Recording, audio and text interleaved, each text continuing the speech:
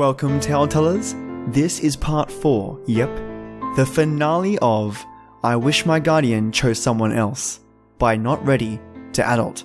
And let me just say, what a twist revelation. That's all, I can't reveal any more, but it was a fantastic ending. Strap yourself in for this one, it's gonna be great. Time for shoutouts to those fans that like, follow, and repost this channel, because I want to say thank you to those that support me. Troy Shaw did a great job on last episode. He spotted that skip and I fixed it up lickety-split. Brilliant quality control from a fan that pays close attention. You're just great. Where do I find more fans like you? Jace York, otherwise known as Mastercraft, thank you so much for the support and story. I'll be working on your story shortly, mate. I'm sure it'll be fantastic. The Crazy Town podcast. They discuss hilariously weird and wacky stories. Check them out. Brianna Foster, talk about pro commenter. I love the interaction. I think every channel needs a Brianna as well. I'm not sure if you guys can tell, but I love it when people leave comments and interact. It's fantastic. Thanks, Brianna. Slick as Am, Dylan Rax, Rock de Leon Music, check out their channel, and All Diddy, thank you for your support. And lastly, you listeners, thank you so much. I wouldn't be where I am without you guys and gals. Forget the stress that you have work tomorrow, or even right now, or if you're driving in your car on a long destination. Let me make that time fly and share my excitement for this fantastic story.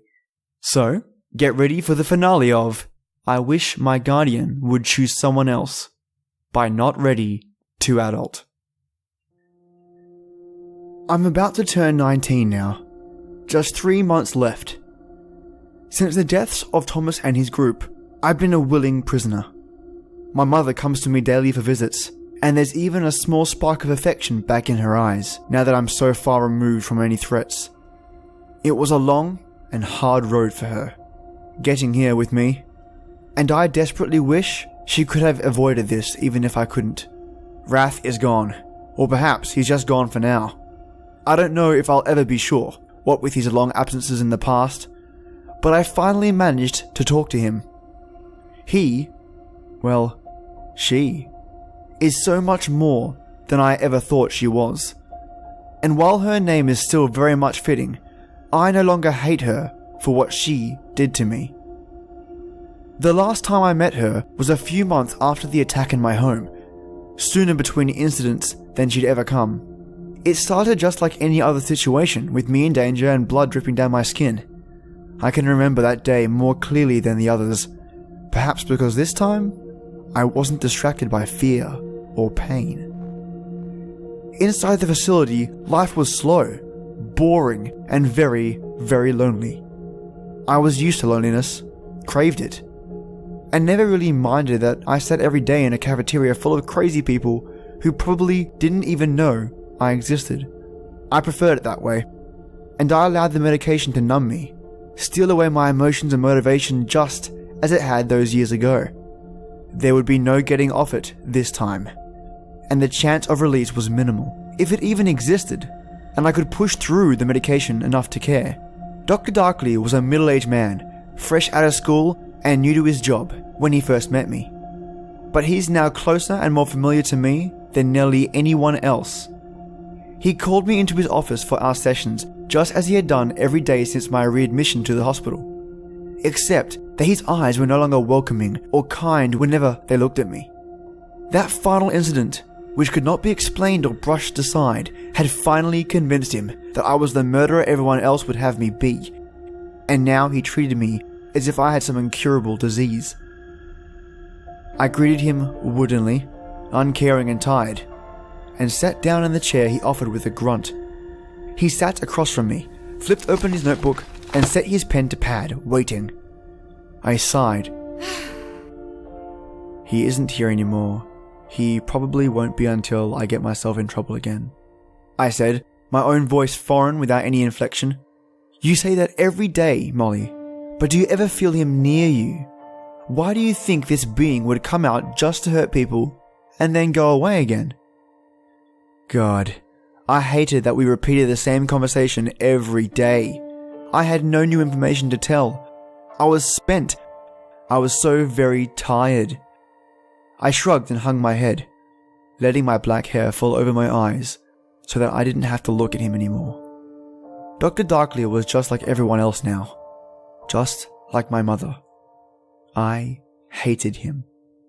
Molly, he started to speak, but I cut him off, suddenly feeling a tiny spark of anger despite my medication. Shut up. Just shut up. I don't have any more. I don't. The spark faded and went out. I don't have anything left. Dr. Darkly shifted in his seat and cleared his throat, but he did not speak.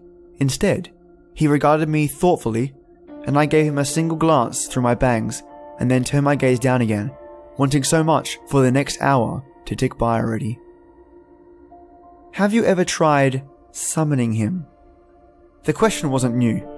He'd already asked me that many times before, and so had my mother. But today, I finally took it seriously. What if I did?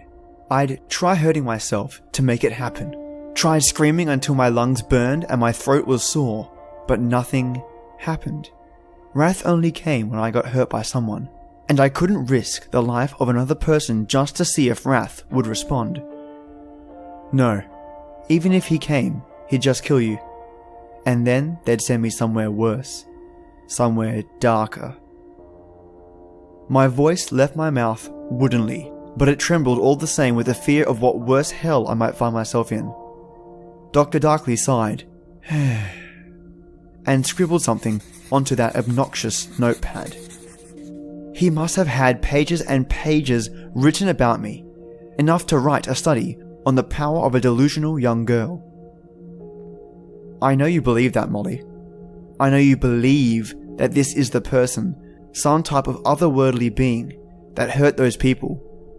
But he's not as powerful as you think, and there's nothing in this room that could hurt you or me. I lifted my heavy head and stared at him in bewilderment. Nothing that could hurt him? Had he never listened to a word I told him of Wrath, of the power that murderous creature held? It felt as if he was mocking me, throwing all our years of work together into a blender and hitting the button. You'll die. It's as simple as that, I promised him, forcing my words to come out strong and clear. I want to try an experiment, Molly, he said, as if I'd never spoken, and then he stood up. Stay away, watching with narrowed eyes as he carefully sat down his notepad and pen and faced me with a determined look in his eyes.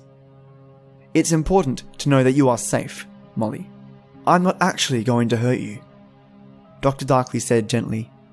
But the words seemed very much to be a threat when he slipped a hand into the pocket of his slacks and pulled out a small pocket knife.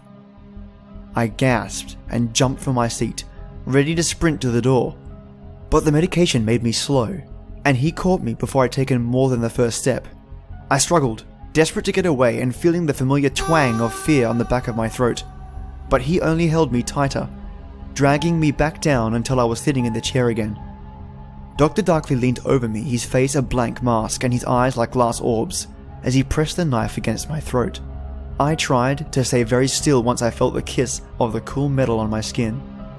But he had pressed it there so firmly that even my breathing was enough to cause a very slight breaking of the skin. I whimpered. It's okay, Molly. I'm not going to do anything to you. I just want to see him.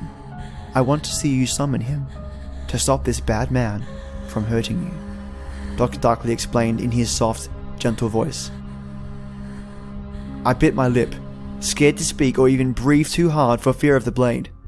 A tiny trickle of warm blood crawled down my throat, pulling in the crevice above my collarbone.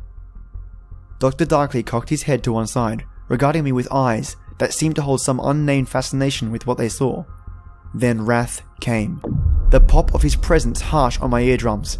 But he didn't attack Dr. Darkly immediately, as he had done to all the others. Instead, he stayed high in the air, near the ceiling, and regarded us from out of reach. I turned my eyes up out of instinct, but I could see nothing, only feel his presence and his emotions, which were a mixture of fury and something else. Something I could not name. Is he here? Tell him to speak to us. Why doesn't he stop me? Dr. Darkley asked, and I did not have an answer for him. Please, I whispered, let me go. He's here. I don't want you to die. The blade cut more deeply into my skin as a sob broke past my control and caused me to shake. And Dr. Darkley obeyed, but did not move away. Instead, he simply lowered the knife and backed up, looking around the room for Wrath with a guarded expression. I don't see anything, Molly. How do you know he's here? Tell me what you see. He's by the ceiling, watching us. He's never waited so long to attack before. I thought he always attacked right away. Could it be that he isn't real, Molly? Could you be in control of all of this instead? Then I finally understood what Dr. Darkley had been attempting to prove. He wanted me to see that Wrath was an illusion, something my brain thought up all those years ago, so I didn't have to face the fact I'd murdered my father. I shook my head hard, ignoring the new burning in my neck, where I now had an inch-long cut that was bleeding. He's here, and he's real, I said out firmly. My eyes trained where I could feel Wrath's body floating silently near the ceiling. Come here, I told him, my voice loud and firm. This was the first time I would ever get the chance to speak to him in person, and would hopefully be the last. To my shock and amazement, Wrath obeyed, floating down until he was just inches above my head. He stopped, hesitant, but then continued down until I felt its cold touch on my shoulders and head. The moment his icy presence came in contact with my skin, my world disappeared, and I found myself somewhere new, somewhere bizarre. It was as if I was standing right where I was just an instant ago, but now everything was the wrong color, size, and shape. Everything was there, including Dr. Darkley, but the world had been warped and altered, as if I'd been taken to another plane of existence. And perhaps I had. In this one, I could see Wrath, and she was nothing like I imagined. She was no taller than I was, with dirty blonde hair that went down to her ankles. Her slender frame was completely naked, her skin so pale you could see the veins pulsing underneath. She looked to be somewhere in her early or mid-20s, and her face startlingly beautiful. Except the beauty stopped below her neck and was replaced by scars. Hundreds, thousands of them marked every inch of her body. Her breasts were covered in bite marks, her stomach in long cuts and pits that looked like healed cigarette burns. There were so many scars. My stomach churned at the thought of the pain she must have endured while receiving them. Who? What? I couldn't gather the words to form the hundreds of questions buzzing through my flabbergasted mind. She laughed, a sound as smooth and sweet as warm honey, and reached up a single finger to brush a lock of hair out of my eyes. I'm your sister, she said softly, a coy smile playing on her lips. I've never had a sister, and you're older than me, I cried, so confused I felt a headache forming behind my eyebrows. Our father had a double life, and I was his first daughter. My mum never knew about his second family or the little girl he brought into the world. Of course, you were protected from his special interests so long as I was there to keep his attention. I don't understand. He was cheating on Mother? No, your mum was the other woman. A woman our father used for a second income to pretend he had a new job that kept him away for days at a time. As she spoke, I tried to count the scars over her body, my stomach twisting when I saw the number that continued down her thighs and inward out of sight. There were bite marks on her inner thighs, and I shivered. But another sweet laugh caught my attention again. Don't worry, I was glad to take it all. He started with me so long ago that I don't remember a time without his attention. He told me about you the moment your mum was told your gender, and he loved to tell me all the things he would do with you once I'd become no good anymore. My heart sank at the implications, the memory of that very first physical attack suddenly taking on a much more sinister tone. If he was about to move on to me, then what happened to you? I asked, already fully aware of the answer, but as if something else was compelling my speech. I had to ask. He killed me. I knew it was coming. After all, he hadn't given me any attention for a few weeks, longer than I could ever remember, she explained. Then, that first time you saved me. I'd been dead for a month, and I'd been watching him, waiting to see if he would follow through with his promises and whispers. He had gotten away with my murder, completely destroying my body in a fire deep within the woods, behind our house, but I wasn't going to let him have you, too. You saved me. All of those other times, too, I whispered, tears catching in my throat. Yes, I saved you, but I never realized the cost. I was a creature of blind fury for so long, and each time I forced myself to become corporal and punish those who would hurt you like he hurt me, I would nearly lose myself and need to rest for years. It took so much just to come out for a few seconds at a time, and I felt as if my soul would break into pieces with each save. What's your name? Why didn't you ever talk to me until now? What's changed? The questions poured out of me faster than I could keep up, but she continued to smile. Isabella. But my friends called me Bella. I never could before, but this time, I haven't spent all my energy punishing someone. I've been watching for months now, since I removed those disgusting little boys from this world, and I realized that I was stealing your life away. You've been living in terror of me for far too long. Lord, I wanted to talk to you so much, and now you're suddenly here and saying so many things I can't keep up with. My head hurts. I gasped, trying to breathe through the crazed thoughts going on in my head. So much made sense, and so much only confused me more. I can't stay much longer. I'm almost out of time, Bella whispered. And I noticed for the first time that her beautiful hair had begun to grow opaque along with her body. Wait. No. There are so many more questions. Will you come back? What's happening? I cried after her, but she started to fade more rapidly, her voice growing fainter and fainter as she tried to reply.